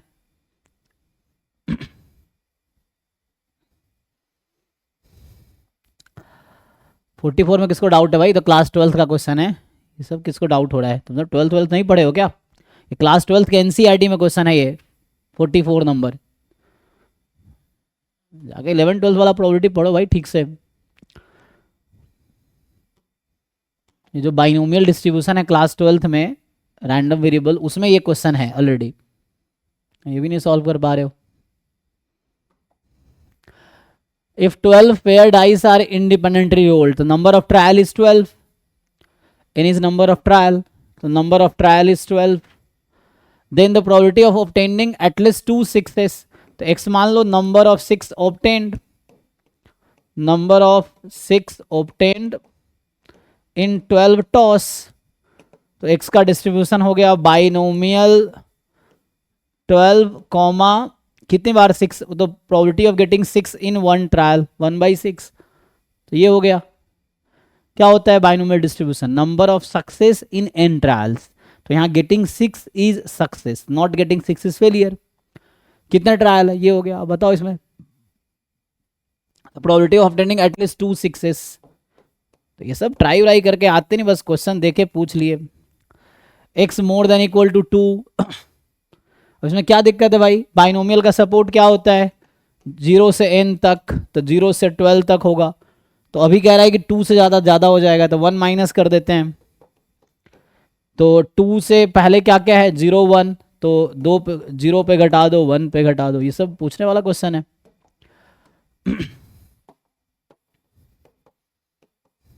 12c0, 1/6 की पावर 0, 5/6 की पावर 12, फिर 1 पे 12c1, 1/6 की पावर 1, 5/6 की पावर 11। अब कैलकुलेशन करो, डेसिमल कैलकुलेटर अलाउड है, डेसिमल में कन्वर्ट करो इसको। 1 माइनस, तो ये हो गया 5/6 की पावर 12 माइनस 12c1 12 और 12.62 हो जाएगा। तो इसका काम करो, काट दो 2 टाइम एंड 5/6 की पावर 11। इसको डेसिमल में कन्वर्ट कर लो, कॉमन ले सकते हो, जैसे भी समझ आए, 0.619 है ना। तो ये आ जाएगा जो भी आ रहा है। तो सब क्लास 12th में है ये क्वेश्चंस ऑलरेडी, तुम जाके देखो। जिन लोगों ने 11 12 के प्रोबेबिलिटी नहीं किए, जाके एक बार सॉल्व कर लो, है ना, उससे नुकसान नहीं होगा। 11 12 की बुक उठा के जितने भी प्रोबेबिलिटी के क्वेश्चन है 11th क्लास में चैप्टर 16 अगर एनसीईआरटी करोगे तो 12th क्लास में 13 चैप्टर है, जाके एक बार सारे एग्जाम्पल एक्सरसाइज सॉल्व कर लो 11 12 का, तो बेसिक ठीक हो जाएगा। और जैम में बहुत सारे क्वेश्चन बेसिक के भी आते हैं, इट्स नॉट लाइक सारे डिफिकल्टी आते हैं।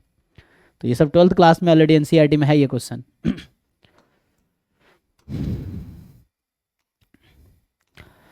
46 अभी तो डाउट में बताया था क्वेश्चन पहले किसी को। तो ये सेंट्रल लिमिट थ्योरम का क्वेश्चन है। इसमें सिंपल है, तुम ई एक्स निकालो, मीन निकालो, क्या आता है। इसमें क्या करना है, जैसे ये जो अल्फा है, दिस अल्फा इज प्रोबेबिलिटी, यहाँ पे एक्स जो है रैंडम वेरिएबल है, स्टैंडर्ड कॉची डिस्ट्रीब्यूशन। तो वैसे तो ई एक्स एग्जिस्ट नहीं करेगा, लेकिन जी एक्स को इन्होंने रेस्ट्रिक्ट कर दिया। G x is x when x between -1000 and +1000। G x की वैल्यू एक्स कब है? जब एक्स की वैल्यू -1000 से +1000 के बीच है, एंड 0 है अदरवाइज। सो एक्सपेक्टेशन ऑफ,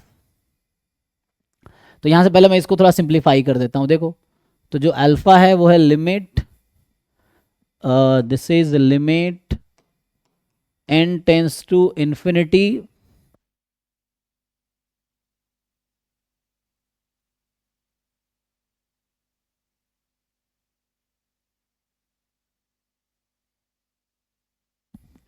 तो यहां से आ जाएगा limit n tends to infinity probability, इसको एक काम करो है ना, अभी n वाले को उधर शिफ्ट कर दो, तो ये हो गया summation g of x I more than, इसको उधर ले जाते हैं n की power 3/4 upon 2 i from 1 to n।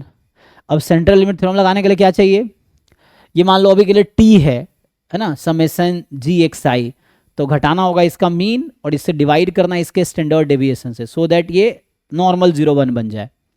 तो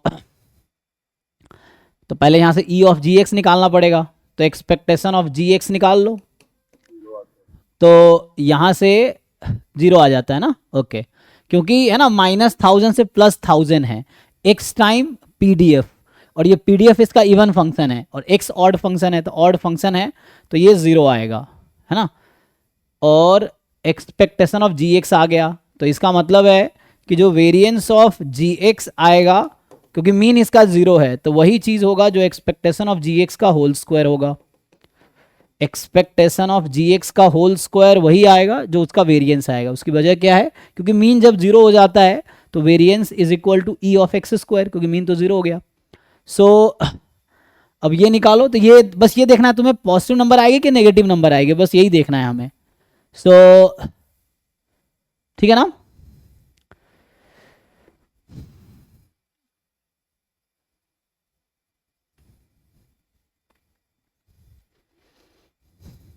तो क्या करोगे, जी एक्स की वैल्यू x है, जी एक्स एक्चुअली x है, लेकिन x पूरे r पे नहीं है। जब x की वैल्यू -1000 से +1000 है तब जी एक्स x है, बाकी 0 है।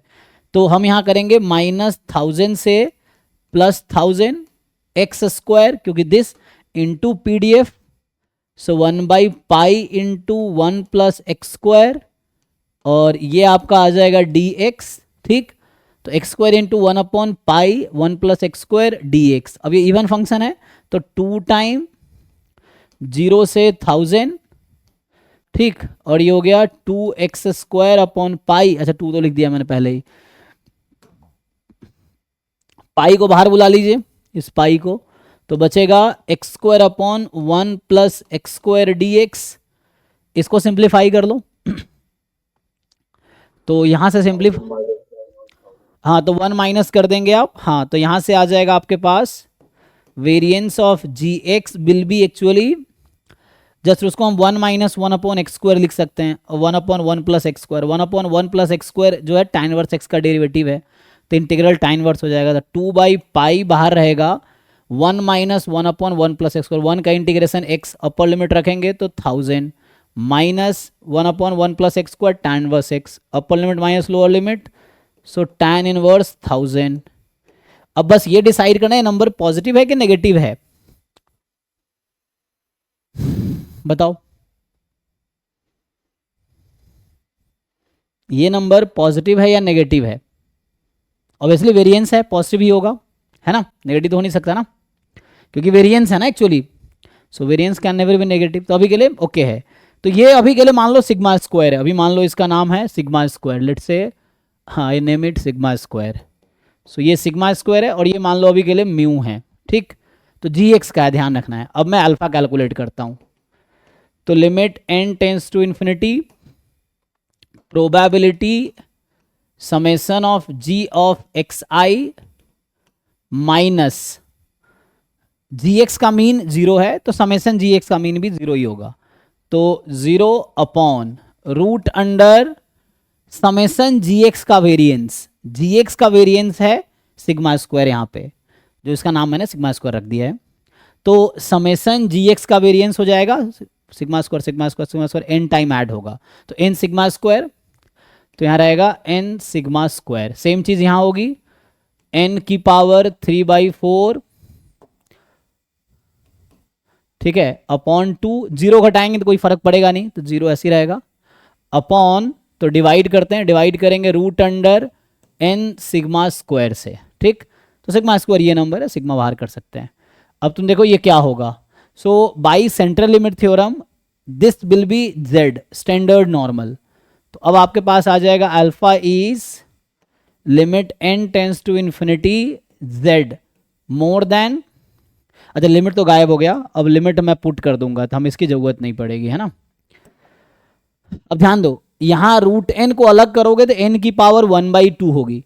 सिग्मा अलग कर दो, सिग्मा अलग कर दो और रूट एन अलग कर दो, तो रूट एन जो है दिस रूट एन की पावर 1/2 और यहाँ एन की पावर 3/4, तो एन की power 3/4 minus 1/2, 3/4 minus 1/2, 1/2 is 2/4, 3/4 minus 2/4 1/4। तो n टेंस टू इन्फिनिटी पे ये नंबर क्या बनेगी, बस तुम्हें यही देखना है कि what will be this number as n tends to infinity.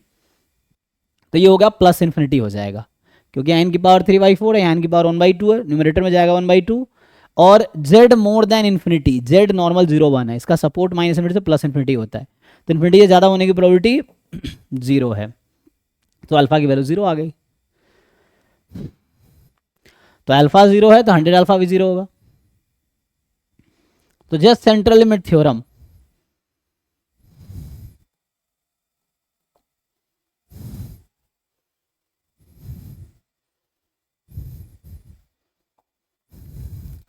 तो ये क्वेश्चन नंबर 46 के बाद 48 पूछा है ना, 48।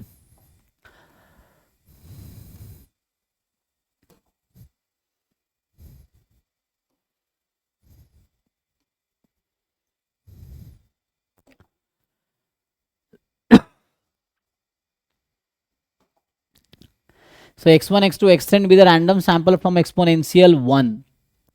तो एक्सपोनेंशियल 1 जो है ना, देखो तो अगर x1, चलो xi लिख देता हूं, सो xi हैज डिस्ट्रीब्यूशन एक्सपोनेंशियल 1, तो CDF ऑफ xi क्या होगा, 1 माइनस ई की पावर माइनस xi, अगर मैं कैपिटल xi में लिखूं दिस, और इसका डिस्ट्रीब्यूशन क्या होता है जी, तो प्रोबेबिलिटी इंटीग्रल ट्रांसफॉर्म क्या कहता है, किसी भी CDF का डिस्ट्रीब्यूशन यूनिफॉर्म 0 1 होगा। तो this has distribution uniform 0 1। Probability integral transform formula कहता है कि CDF को as a function of random variable आप कंसीडर करोगे तो इसका डिस्ट्रीब्यूशन यूनिफॉर्म 0 1 होगा। So this is uniform 0 1। If x is uniform 0 1, 1 minus x is also uniform 0 1। तो अगर इसको मैं 1 में से घटा दूं तो ये e की power minus xi will also be uniform 0 1, ठीक है ना। x is uniform 0 1 if and only if 1 minus x has also distribution uniform 0 1। तो इसका डिस्ट्रीब्यूशन फॉर्म 0 1, तो इसका भी। ये क्यों कर रहा हूँ, क्योंकि यहाँ पे है ये सब चीज़ें। अब देखो ध्यान से, तो अभी के लिए इसका नाम मैं WI रख देता हूँ, ठीक है। तो W1 यूनिफॉर्म 0 1, W2 भी यूनिफॉर्म 0 1। अभी देखो ये W लिख रखा है यहाँ पे, ये जो W इन्होंने लिख रखा है, actually this is something like maximum of W1 W2 up to W10, यही है। अब ईच WI का डिस्ट्रीब्यूशन यूनिफॉर्म 0 1 है, तो मुझे बताओ ये मैक्सिमम है। मैक्सिमम का मतलब हो गया कि 10th ऑर्डर स्टैटिस्टिक, ये होता है ना 10th ऑर्डर स्टैटिस्टिक्स, n यहाँ 10 है मान लो, तो nth ऑर्डर स्टैटिस्टिक्स। तो यहाँ पे nth ऑर्डर स्टैटिस्टिक का डिस्ट्रीब्यूशन क्या होगा, यूनिफॉर्म 0 1 में सैंपल यूनिफॉर्म 0 1 है, तो nth ऑर्डर बीटा n, 1। तो this is beta n, 1, n यहाँ 10 है, तो इसका डिस्ट्रीब्यूशन हो जाएगा बीटा 10, 1। पूछा गया है तुमसे एक्सपेक्टेशन ऑफ W, तो बताओ बीटा में एक्सपेक्टेशन कितना आता है, a upon a plus B. यहाँ 22 गुना कर दिया तो 22 टाइम E ऑफ W निकाल दोगे तो ये 20 हो जाएगा, है ना। सो हो गया, this is the answer. So 20 is the answer in this question. Simple transformation का थ्योरम यूज हुआ है। पहला थ्योरम कि CDF का distribution uniform 0 1, if x uniform 0 1, 1 minus x, तो 1 माइनस CDF भी यूनिफॉर्म 0 1 होगा हमेशा। फिर ये आ गया, फिर इसमें उसका मैक्सिमम ले लिया, मैक्सिमम मतलब nth ऑर्डर स्टैटिस्टिक्स, मिनिमम मतलब फर्स्ट ऑर्डर स्टैटिस्टिक। तो ये nth ऑर्डर स्टैटिस्टिक्स था, n यहाँ 10 है, सैंपल साइज 10 है, तो ये थ्योरम होता है कि यूनिफॉर्म 0 1 सैंपल से nth order statistics are determined beta first kind n comma 1, तो सिर्फ बीटा लिखने का मतलब बीटा फर्स्ट काइंड, और ये mean a upon a plus b या beta upon alpha plus beta, तो उससे आगे। तो ये हो गया 48। 48 के बाद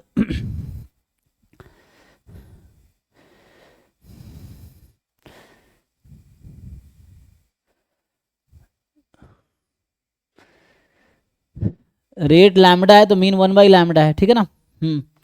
तो ठीक है, अभी के लिए अगला क्वेश्चन क्या बचा, 40 to 50 में कोई और बचा है? 48 तो हो गया, 50 भी है किसी का, नहीं है ना। चलो आते हैं 50 to 60 में। तो 50 to 60 में है 54, 57, 59। सो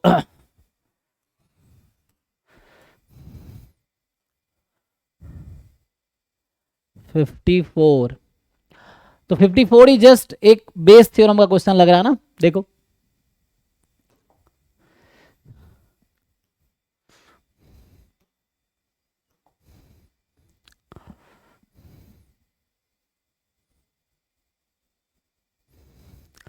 ये कह रहा है 2 factories F1 F2 produce cricket bats at that are labelled, ठीक है ना। तो F1 F2 है, जो 2 फैक्ट्री हैं जो बैट प्रोड्यूस करती हैं और लेबल्ड है। Any random chosen bat produced by factory F1 is defective with probability 0.5। Any randomly chosen bat produced by factory F2 is defective with probability 0.1, ठीक है ना। तो फैक्ट्री F1 से डिफेक्टिव होने की प्रोबेबिलिटी 0.5 है, F2 से डिफेक्टिव होने की प्रोबेबिलिटी 0.1 है। One of the factories is chosen at random, तो हाफ प्रोबेबिलिटी हो जाएगी। उसके बाद 2 बैट्स आर रैंडमली परचेज्ड, तो पहले तो 2 फैक्ट्री में एक फैक्ट्री रैंडमली चूज हुआ तो हाफ प्रोबेबिलिटी होगी।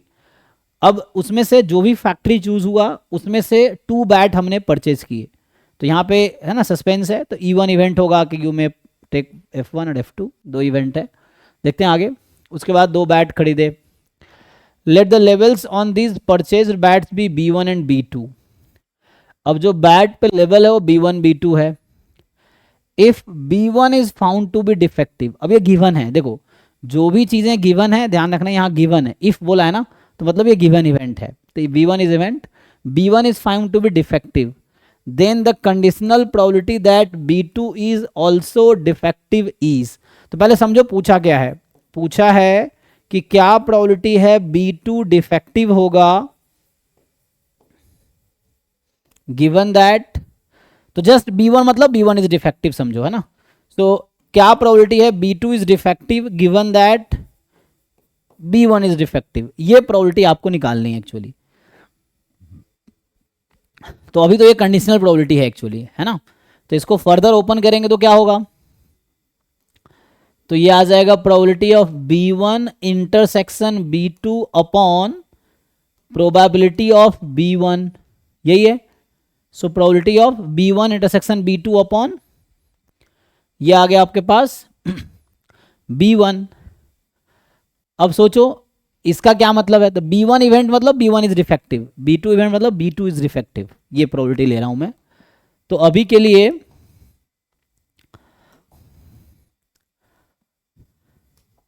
तो पहला कह रहा है क्या प्रोबेबिलिटी है both bats are defective, both bats are defective. और दूसरा कह रहा है कि बैट 1 इज डिफेक्टिव, जो पहला बैट था। अब यहां फैक्ट्री तो आया ही नहीं ना, सो अभी हम लोग अब लगाएंगे तो न्यूमेरेटर में actually theorem of total probability use होगा, डिनोमिनेटर में भी theorem of total probability use होगा, है ना। तो न्यूमेरेटर एंड डिनोमिनेटर दोनों में आप थ्योरम ऑफ टोटल प्रोबेबिलिटी लगाएंगे। कैसे लगाएंगे, तो यहां इवेंट क्या क्या है, तो जैसे एक फैक्ट्री 1 फैक्ट्री 2 है ना। सो आपके पास 2 पॉसिबल पार्टीशन सैंपल स्पेस का, या तो फैक्ट्री 1 से खरीदोगे या फैक्ट्री 2 से।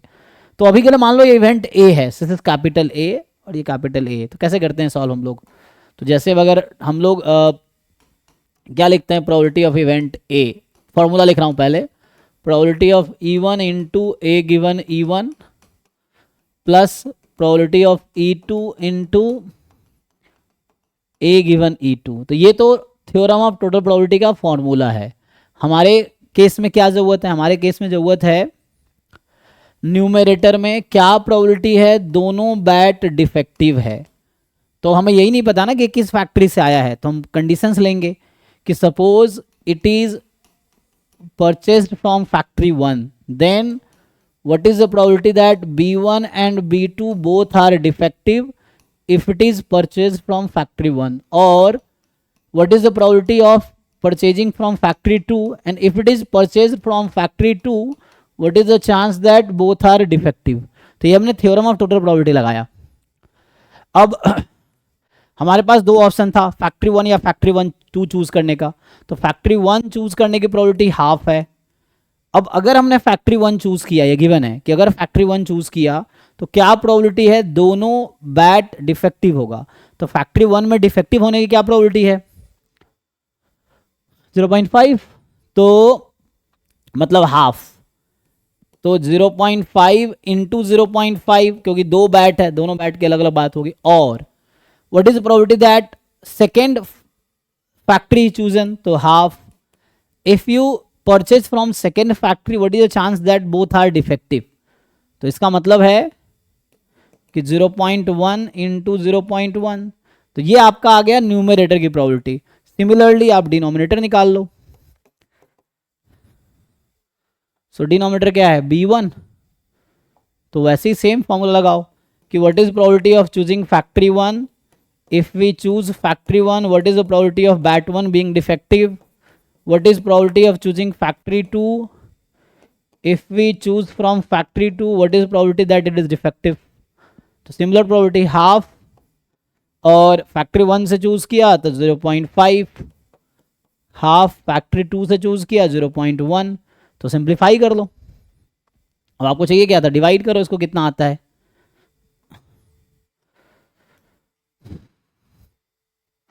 0.2।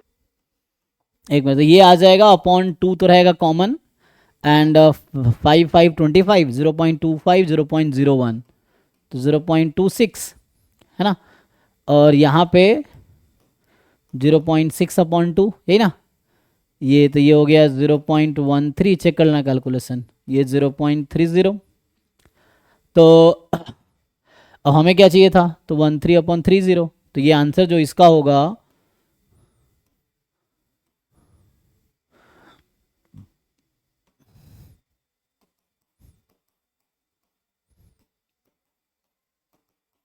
तो 13/30 आएगा। चेक कर लो इसको, डेसिमल में कन्वर्ट कर लो, कितना आता है, यही आंसर होगा 0.43। 42। तो 343। कितना 343, 433। 0.433। ठीक है। तो ये आ गया, तो दो डेसिमल तो चाहिए, तो 0.43 लिखेंगे।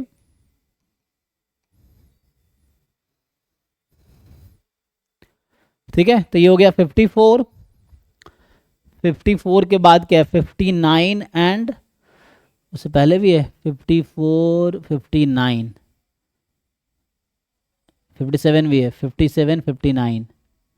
तो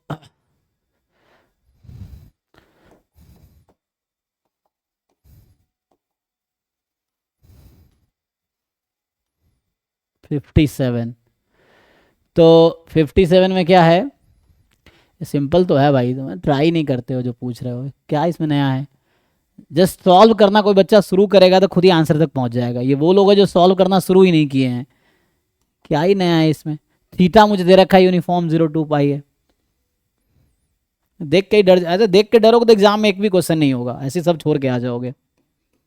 ये है भाई, ट्राई तो करो। पूछा गया है एक्स थीटा है uniform 0 pi, x cos theta है, वाई साइन थीटा है। रो कह रहा है को रिलेशन कोइफिशिएंट है बिटवीन एक्स एंड वाई, कोई दिक्कत नहीं है। तो क्या फॉर्मूला है इसका, covariance x y, variance x वेरिए।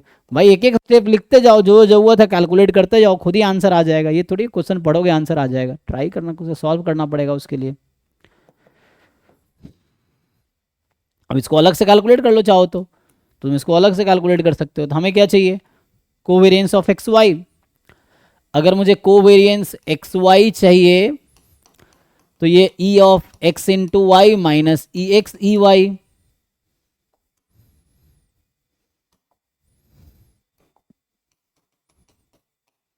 अब ई एक्स क्या है, तो एक्स था कॉस थीटा, तो कोई दिक्कत नहीं है। वाई क्या है, साइन थीटा।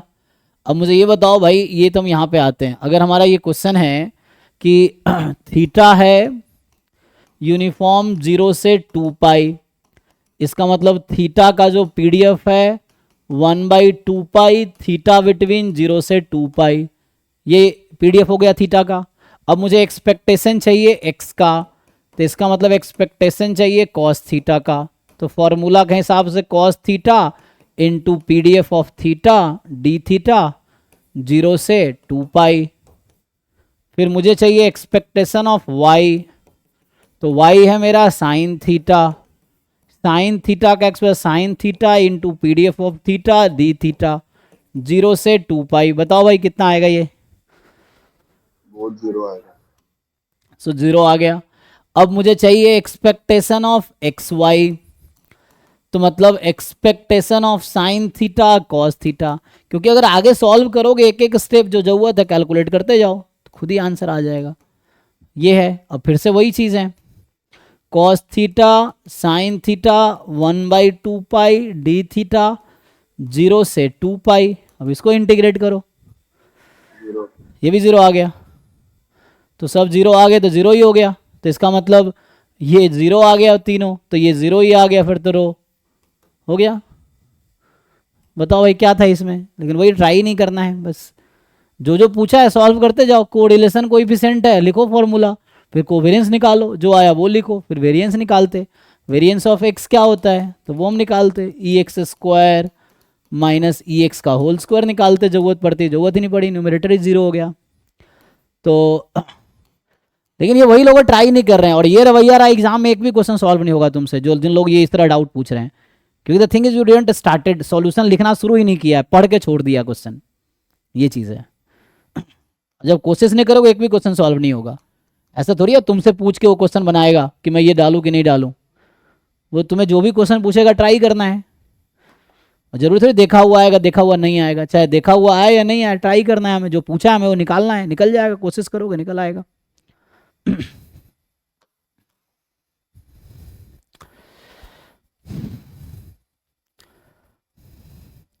तो लास्ट क्या बच गया, 59 है ना। तो 59 इज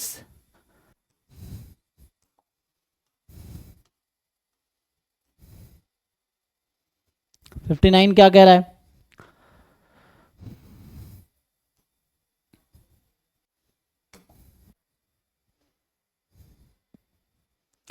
कि suppose that the weights of 6-month-old babies monitored at the healthcare facility have normal mu sigma square, right? तो मतलब जो वेट्स हैं उसका डिस्ट्रीब्यूशन है normal 0 sigma square, x1 x2 x3 random sample weights of the babies. अच्छा, तो कहने का मतलब है कि x1 x2 x9 they have distribution normal mu sigma square, जहाँ पे दोनों अननोन है, ठीक है, म्यू और सिग्मा स्क्वायर दोनों अननोन है। एक्स बार हम जानते हैं 1/n समेशन एक्स आई, एन यहाँ 9 है ना, so n is 9। S square हम जानते हैं 1/n-1 summation x i minus x bar whole square. Let 95% confidence level for mu based on this. तो ये तो हम फॉर्मूला क्लास में पढ़ रखे हैं ना, कि जब म्यू नोन होता है तो फॉर्मूला होता है x bar minus sigma by root n z alpha by 2 से x bar plus sigma by root. ये तब होता है जब सिग्मा नोन होता है, यहाँ सिग्मा अननोन है तो टी में चला जाएगा, तो हमने क्लास में लिखा हुआ है। So confidence level for mu, तो ये कुछ ऐसा आया था, x bar minus s by root n t n minus 1 alpha by 2 से x bar plus s by root n t n minus 1 alpha by 2, यही होता है जी। तो ये हमारे पास for an appropriate function h, तो h तो हमें मिल गया यहाँ से ना, इसको ठीक करो। तो जो h है उसने लिख रखा है एच एस, हमारे पास जो है जो एच एस उसने दिया है that h s is actually s by root n is 9 T9 है, T8 1 माइनस अल्फा/2, तो अल्फा कितना है, कितने परसेंट बोला हुआ है इसने, 95% कॉन्फिडेंस लेवल बोला हुआ है ना, तो 95% मतलब 1 माइनस अल्फा होता है ना 95%, तो जब हम लिखते थे 101 minus alpha percent confidence interval, right, तो यहां से जो 1 माइनस अल्फा वो 95 है, मतलब 0.95, सो अल्फा इज 0.05, अल्फा/2 0.025, सो 0.025, यही आ गया, और ये डेटा ऑलरेडी क्वेश्चन में गिवन होगा, सो HS इज S, अच्छा आगे सब कुछ दे रखा होगा। If the observe value of x bar and S² are 9 and 9.5, ठीक, तो चलो x बार तो पता है, तो यहां से ये इंटरवल आ जाएगा, x बार है 9, ठीक है, HS निकाल लो पहले, तो S² है 9, S² है 9.5, तो 9.5 का रूट निकालो कितना आएगा,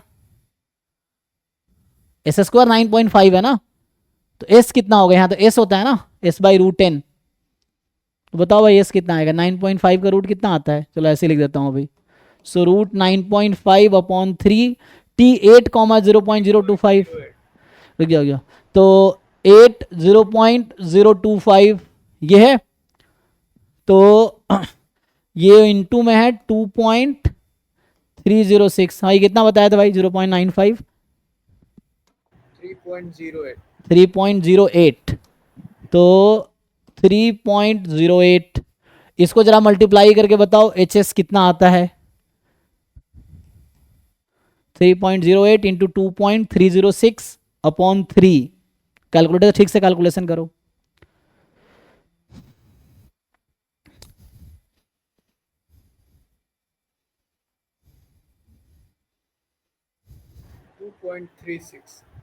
HS, तो ये हो गया 2.36, और यहाँ इंटरवल है x bar minus HX to x bar plus H, x bar 9 था, तो 9 हमारा इंटरवल जो आया 9 माइनस 2.36 से 9 प्लस 2.36, इसको जरा कैलकुलेट करो कितना आएगा,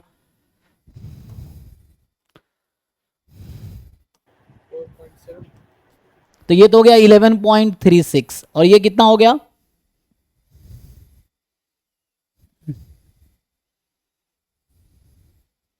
ये आएगा 6 पॉइंट कितना 64, चेक करो, 9 माइनस 2.36, ये सही है, यस सर यही है। अच्छा ठीक है, तो यहां से हमारे पास ये आ गया कॉन्फिडेंस इंटरवल, पूछा क्या है अब, then width of the confidence interval is, तो यहाँ विड्थ का मतलब लेंथ ही होगा, तो लेंथ निकालो जरा, इसका लेंथ कितना है, लेंथ क्या होता है इंटरवल का, बी सब्ट्रैक्ट नहीं कर सकते, हाँ जैसे कि वो पीछे वाले से ही 2HS निकाल देते डायरेक्ट, हाँ, वो क्या आंसर आएगा, वही बात है, कितना आता है वो 2H 4.72, हाँ तो यही आएगा, यहां से भी लेंथ निकालोगे वही आएगा, आंसर क्या दे रखा है,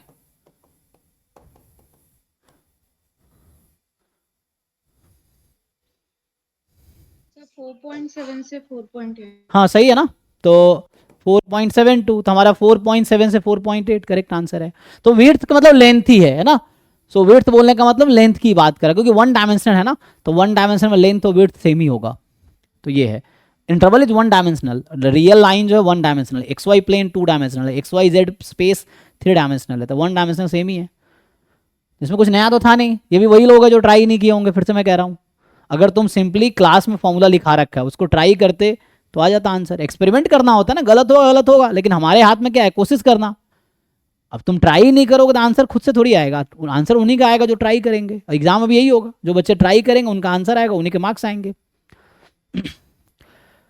ठीक है, तो अभी लास्ट और इस क्लास में हमने 2024 के सारे क्वेश्चन हमने डिस्कस कर लिए हैं, एक बार फिर से इस पेपर को 2-3 बार सॉल्व कर लो, so that specially first time में जो क्वेश्चन तुम्हें मुश्किल लगे वो दोबारा सॉल्व करो, बाकी यू कैन इग्नोर, है ना, ये है, तो अभी आपको क्या करना है, एज सून एज पॉसिबल, जितना जल्दी, अभी जो जैम हमने स्टार्ट किया है 2024 से, ठीक है ना, ये हो गया, अगले क्लास में जैम 2023 का पेपर डिस्कशन होगा, तो ये तुम लोग सॉल्व करके आओ, रिटर्न सॉल्यूशन ऑलरेडी ग्रुप में भेज रखा है मैंने, तो उसमें देख सकते हो, हेल्प ले सकते हो। इसको एक दो बार सॉल्व करके, 2-3 बार सॉल्व करके देखो, जो क्वेश्चन फंसता है कल इसका डिस्कशन होगा।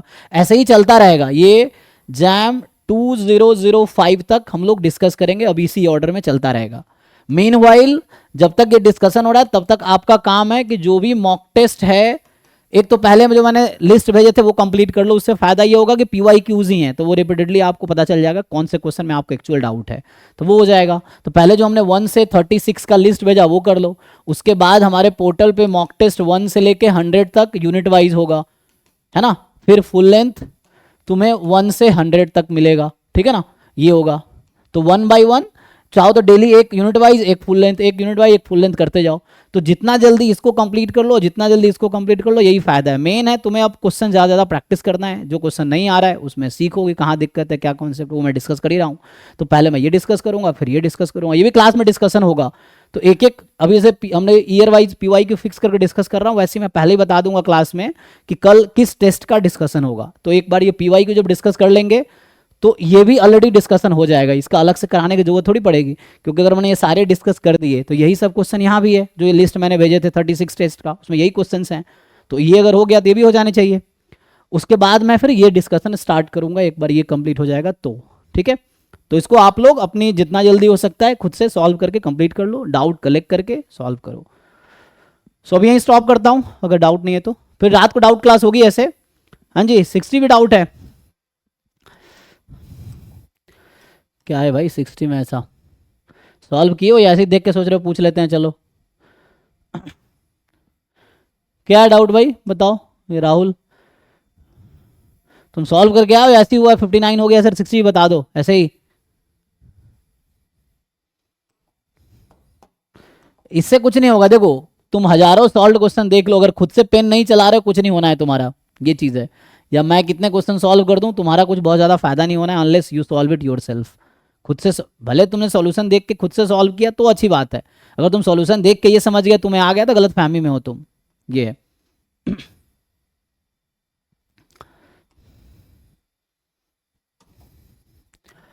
क्या है भाई इसमें, ये तुम्हें सब कुछ दे रखा है, पावर का फॉर्मूला आता है। ये वही लोग जिन्होंने ट्राई नहीं किया, मैं बता रहा हूँ सबसे पहले जिसने क्वेश्चन पूछा है। कुछ नहीं, इतना आसान सा क्वेश्चन, अगर तुमने टेस्टिंग का थ्योरी पढ़ा होगा मेरे क्लास में, किसी और एक क्लास में, किसी बुक से, तो ये 0 लेवल का क्वेश्चन है। हर साल ऐसे एक क्वेश्चन आते हैं। पावर का सिंपल फॉर्मूला है rejecting H0 when H1 is true. और ये सब भी नहीं कर पा रहे हो मतलब तुम अभी 0 लेवल पे हो, अपना लेवल इंप्रूव करो, ठीक है ना, क्योंकि तुम्हारे साथ वो लोग हैं जो सिलेबस पूरा कर चुके हैं। तो यहां से x1 + x2 + x3 is more then 1 such that h1 is true, so lambda को 1 रख दो। ये पावर का फॉर्मूला है। अब हो गया x1 x2 x3 क्या है, पॉइसन विथ मीन लैम्डा है, तो सम का डिस्ट्रीब्यूशन क्या होगा, x1 + x2 + x3 has distribution Poisson 3 lambda, और यहाँ कह रहा लैम्डा 1 है, तो इसका मतलब इसका डिस्ट्रीब्यूशन पॉइसन 3 है। पॉइसन 3 में 1 से ज़्यादा की प्रोबेबिलिटी निकालनी है जी, तो 1 माइनस कर लो, है ना। इसका सपोर्ट क्या होता है, इसका सपोर्ट जो होता है 0,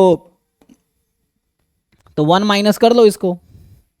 सो दिस इज 1 माइनस प्रोबेबिलिटी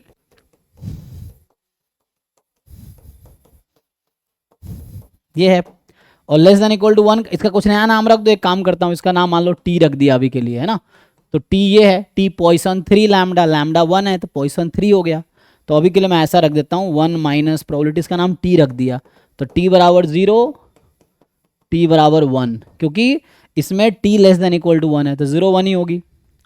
अब पॉइसन 3 है, टी का डिस्ट्रीब्यूशन क्या है, टी इज पॉइसन 3, पॉइसन 3 में क्या आएगा PMF, तो यहां से आ जाएगा 1 माइनस ई की पावर माइनस लैम्डा, लैम्डा की पावर 0/0 फैक्टोरियल, ई की पावर माइनस लैम्डा, लैम्डा की पावर 1/1 फैक्टोरियल। स्पेशली इसको फॉर्मूला ही नहीं पता होगा जिसने डाउट पूछा है या ट्राई नहीं किया होगा। इसमें क्या ही है, ई की पावर -3 कॉमन ले लो, तो 1 - 4 ई की पावर -3, कैलकुलेटर यूज करो, डेसिमल में निकाल लो आंसर, ये आंसर है, ऑलरेडी सॉल्व है ये, तो इसमें क्या डाउट है तुम्हें भाई।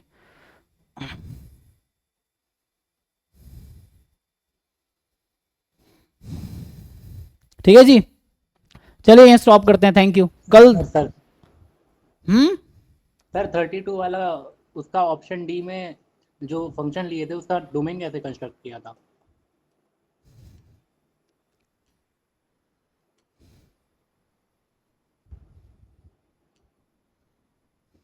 सर स्टार्टिंग में ही पहला सवाल लगवाए थे जो क्लास के। तो तुम थे नहीं क्लास में? नहीं था सर, उस टाइम पूछा नहीं मैंने, यही वाला था। हाँ, कैसे कंस्ट्रक्ट किए थे? x2 यहाँ जो ये x1 ये x2 ये इंटरवल ले लिया था। डी वाले में हाँ भाई, डी वाले में ये जो बी और सी में जो आया है ना, उसी को हमने इंटरवल कंस्ट्रक्ट कर लिया था।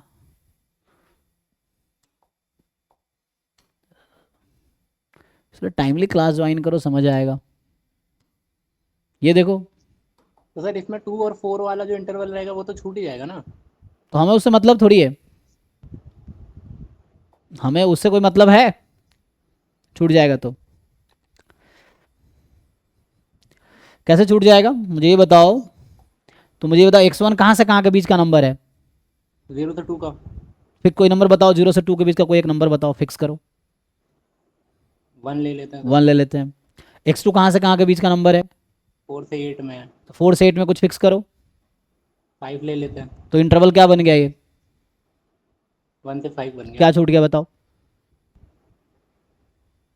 यही कंफ्यूजन थी सर। ठीक है ठीक है ना? समझ गया। Thank you. Thank you sir. ठीक है, 2023 का पेपर करके आओ, कल वो डिस्कशन होगा। ऐसे हो सकता है कल क्लास ना हो, एक्चुअली थोड़ा अभी आजकल हमारे कॉलेज में कुछ फंक्शन चल रहा है, लेकिन फिर भी मैं बता दूंगा। लेकिन तुम सॉल्व कर लो 2023 का, फिर अगली क्लास जो भी कल या परसों होगी वो डिस्कशन होगी 2023 का। थैंक यू अभी के लिए।